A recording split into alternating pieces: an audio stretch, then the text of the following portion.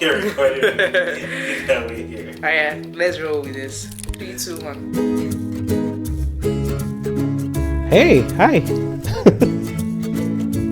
if it's the one I had the most fun creating, it will be Pick It Up. Yeah, but in terms of the depth of the piece, I have to say Scandalous Breath. I really enjoy Scandalous Breath. Yeah. Which of my pieces is most personal to me? That would definitely be Prodigal God. Why? So the theme of Prodigal God is just this amazing God who is lavishly pouring out his love on those who are undeserving. And the story that I shared there is my story. I am someone who has struggled with lust. I have struggled in being righteously consistent. And I've had the opportunity to be in leadership positions even since I was in secondary school. And there's this image everyone has, that thing where there's this image everyone has of you and they don't know what is going on behind the scenes.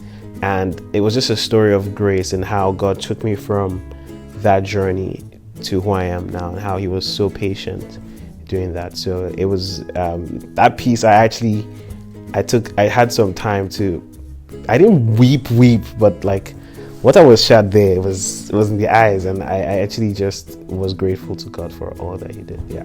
So that's very personal to me. The hardest piece to put together, I'm not really sure. If anything, maybe Pick It Up as well. Because the writing style is different, and that's the surprise track.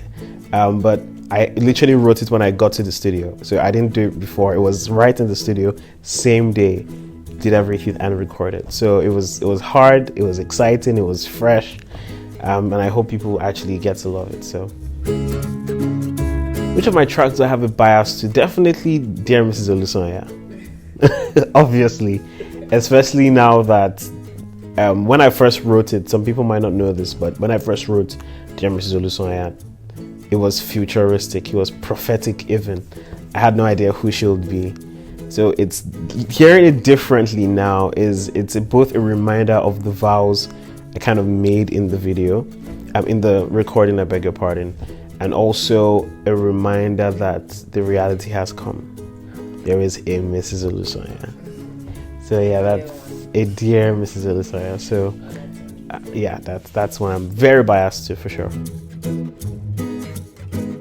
So I would say to my listeners that, look, if you're going to listen to this album, do it when you're free. Don't do it when you can do it when you're working and all, but like for the best experience, sit back. It's almost like you want to have an evening drive kind of vibe.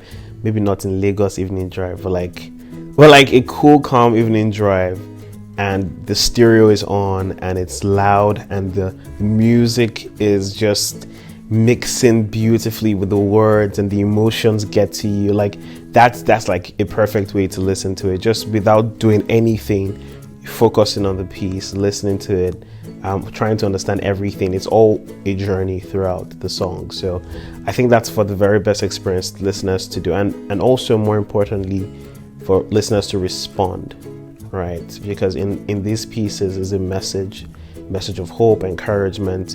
So for them to respond to that and to have it really just showcase the Lord, and they respond to that. So that's really what I want to say about that. Man, loads of stuff.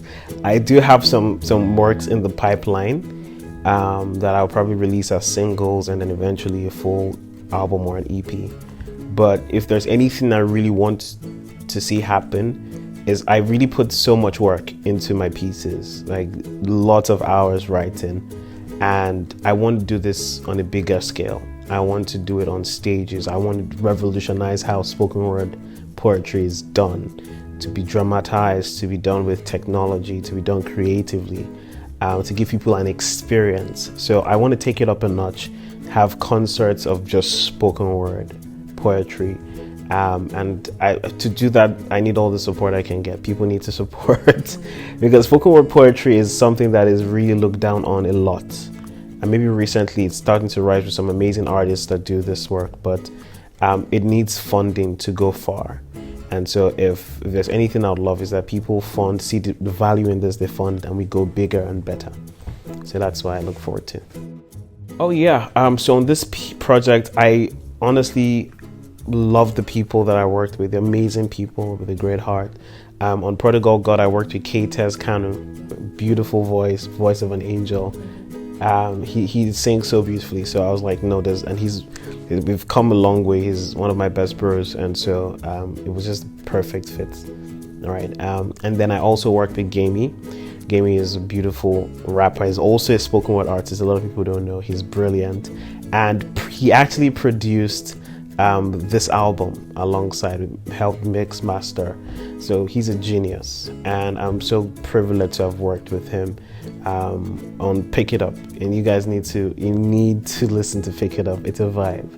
I'm learning to, as I go, and I think everyone can learn from it, to know the times and seasons. Most of the pieces that I wrote on this album are old, and I've seen that they're like wine. They've aged beautifully. And I think this is the right time to put it out. So I just want to encourage people that, look, even if you've had things in the pipeline, you sort of put it in the back burner to focus on other things, you can resurrect those things, you can bring them back, you can allow them shine when you feel the right time has come. There's really, there's no such thing as you've delayed for too long and so it's gone, you've lost out forever. God can redeem the time for you. And so that's what I want to say. Anyone who would like to put out their own stuff in the future or even now, go listen to the album now. Listen to Scarlet Whispers ASAP on every streaming platform that we have out there. Thank you.